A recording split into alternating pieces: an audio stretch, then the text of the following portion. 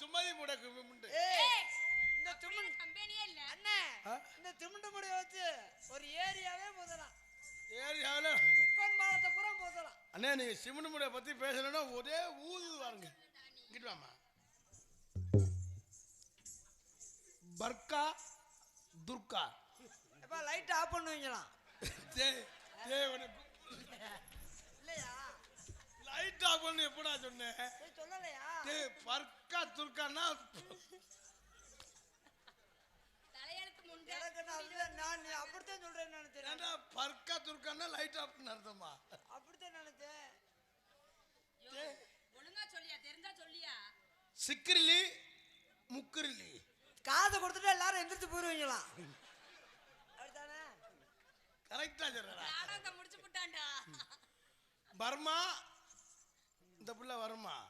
ஏய் மரியாதை கெடுத்துட்டே. இப்படிதான் பேச கூடாதுன்னு சொன்னேன். என்ன சொன்னாரு தெரியுமா? என்ன சொன்னாரு?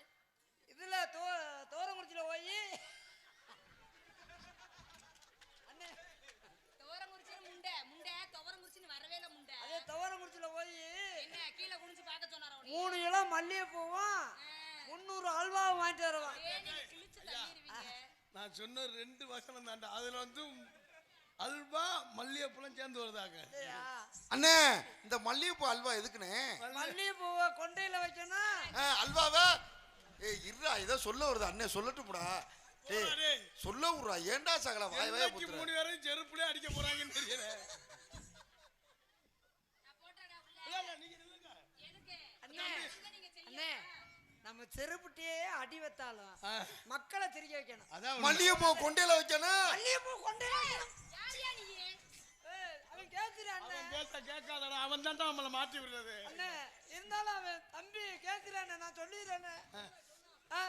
ஐயா அப்படி இருக்கணும். தலைவடா நீ மாட்டல சொல்லன்னு போயிடுவேன். மக்கள் திருப்பி மகேசன் திருப்பி. மகேசன் திருப்பி கமாண்ட் நம்மள தான்டா போடுவாங்க. கமாண்ட் போட்டேன். ரசிகட்டும். மல்லிகைப்பூவை கொண்டையில வைக்கணும். நமக்கு எந்த ஊரியா? நம்மளுக்கு இழுத்தெடுத்தான் பட்டி.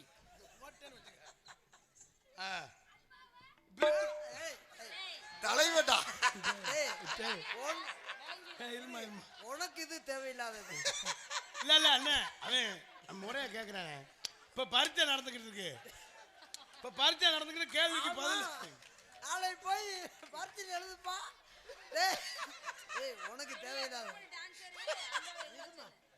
தம்பி நாங்க தான் அதை நீ உனக்கு இப்பதான் தேவையில்லடா. அது மல்லிகைப்பூவை நினைக்காத. இப்போதைக்கு நினைக்காத. எத்தனாவது படிக்கிற? 10ஆவதா? பரீட்சை நாளைக்கு எழுது.